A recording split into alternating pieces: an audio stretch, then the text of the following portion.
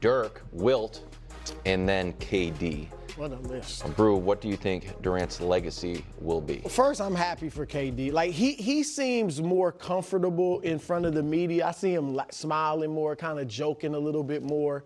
So that's good. Obviously, he's had run-ins with the media and stuff. Legacy, obviously one of the greatest pure scorers we've ever seen. Pure scorer.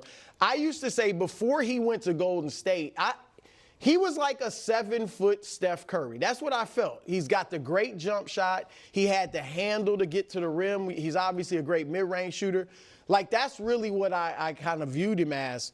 I also look at him as pioneer, predecessor, whatever you want to call it, to today's game. Like, Magic and Bird were kind of the first big guys that did a lot of made plays on the perimeter with their shots and passing and stuff, handling.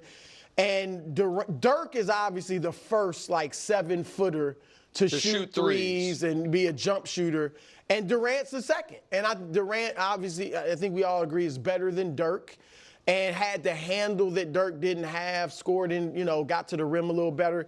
So now, of course, that's somewhat commonplace, not at Durant's level, but big guys shooting jumpers, handling the ball. So he's got a great legacy. There's no doubt. Now, look, obviously, it's no secret that the general consensus, and I agree with it, is that he's not the great leader. He lacks the intangibles to lead teams to championships.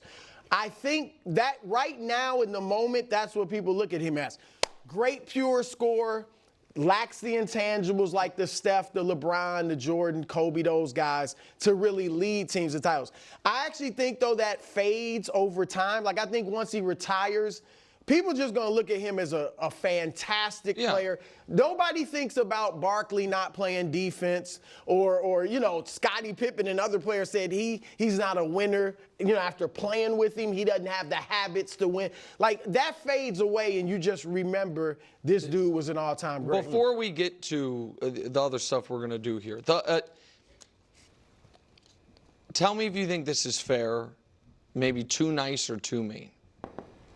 I look at him a lot like I look at Shaq, in that one of the greatest players with one of the greatest careers ever, who I also think underachieved.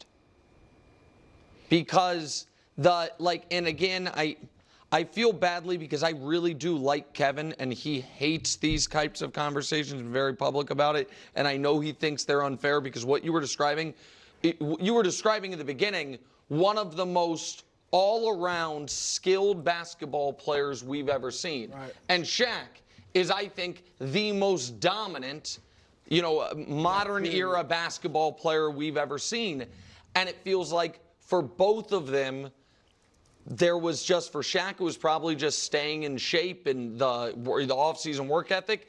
And for Durant, it was his open allergy to doing some of the things that he feels is the coach and organization's job and not his, that prevented them from being, both Shaq and Durant, in my opinion, the best case scenario of their careers is they are in the GOAT conversation. I think both of them. Like you play it out 100 times, given their skill set, their dominance, all those things. And so it feels like they achieved all this great stuff, and yet it doesn't quite get there, as opposed to a guy like Bird or Steph, where you're like, man, they got 99th percentile outcomes for their careers given what their skill sets were. That's how. Okay. But that's not fair to KD, because it's not his fault. Okay, he went to OKC. And he played with no one. Don't tell me that Russ is a winner, because he's proven not to be. He's proven brutally difficult to play with and work with. LeBron worked with every single player he's ever played with except Russ. And yet, for the beginning of KD's career, the beginning of his legacy, the foundation of it was with Russ. And really no one else when we really think about it. James Harden was not James Harden. We know how much James Harden has struggled. But even the version of James Harden that we have learned, who he's become, that was not that version of James Harden. He was young. But what KD has been able to do has been extraordinary. But he wasted so many prime years in OKC. He then went to Golden State and immediately won. And don't tell me that he just went to this great roster, because in basketball, all of these great players and teams play, like all of these great players, these all-time great players, they're playing with other great players. Steph Curry had the luxury of having Clay, Draymond, KD, Steve Kerr, all of these other role players that stepped up in big moments through their finals runs. Whether it was even Jordan Poole, even in 22, stepped up massively, And KD did not have that luxury. Kobe had Shaq. Kobe had Pau Gasol. Kobe had, again, random other players hitting buzzer beaters in games. Like, Michael Jordan had Scottie Pippen, Dennis Rodman, Steve Kerr hitting buzzer beaters as well. It takes a whole team to win. We love to keep creating these like false narratives that don't really exist. LeBron with Dwayne Wade and Bosh. And then he goes to LA and wins with, he needs, Anthony, AD. And when he went back to Cleveland, he needed Kyrie and Kevin Love. And Kevin Love was on massive Hall of Fame trajectory until he went to, and perennial also, and then went to Cleveland with LeBron and had to take a backseat like Bosh had to do as well. Kevin Love had to change his game, but he was a star too, bona fide star.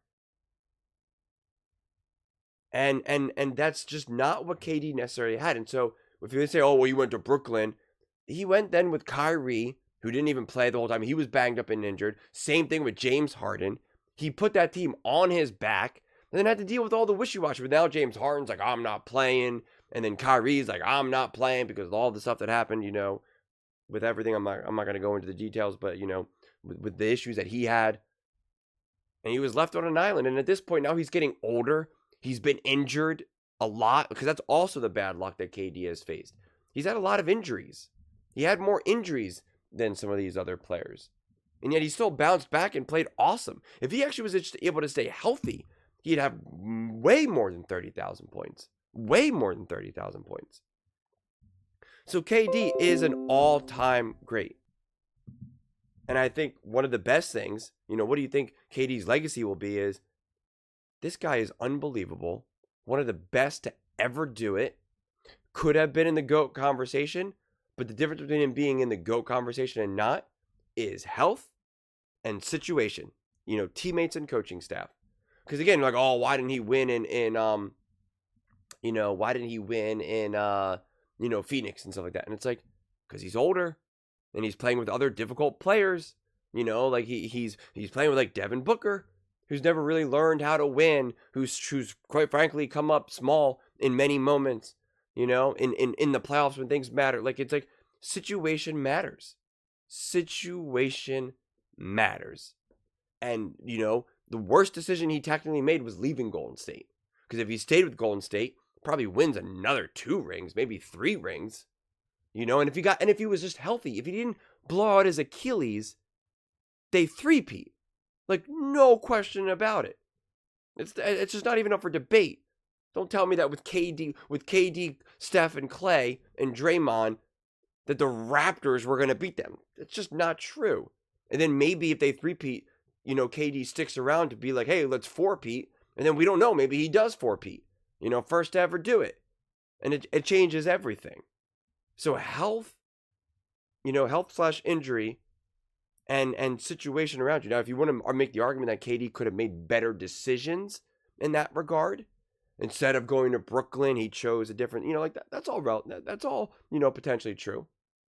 But LeBron went to LA and he got lucky that AD forced himself out and wanted out of the Pelicans. Because other than that, the Lakers weren't necessarily making great moves, and they were going nowhere. And there is absolutely a world where the Pelicans are like, we're not giving up AD. You know, or the Pelicans were just a better run franchise and they were winning more, and there was no reason for AD to just be like, yeah, I want out of here. You know, there's easily a position where AD is like, no, like I want to win here. I'm trying to build something here. But that's not what unfolded.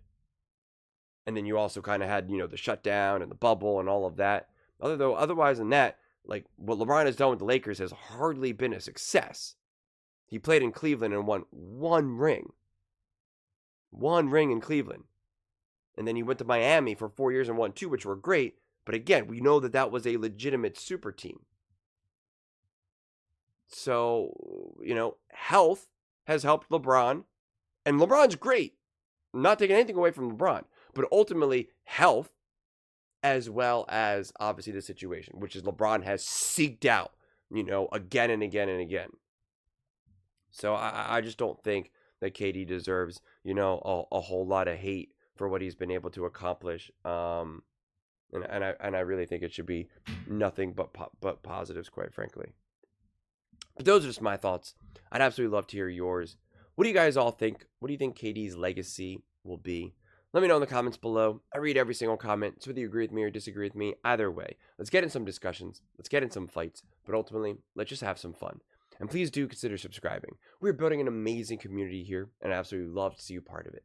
I want to build something that we all genuinely feel connected to, something that we're really excited to be part of. I think we're on our way to doing it. And please don't forget to give this video a thumbs up, as it really does help the visibility and the algorithm. Thank you so much. See you next time.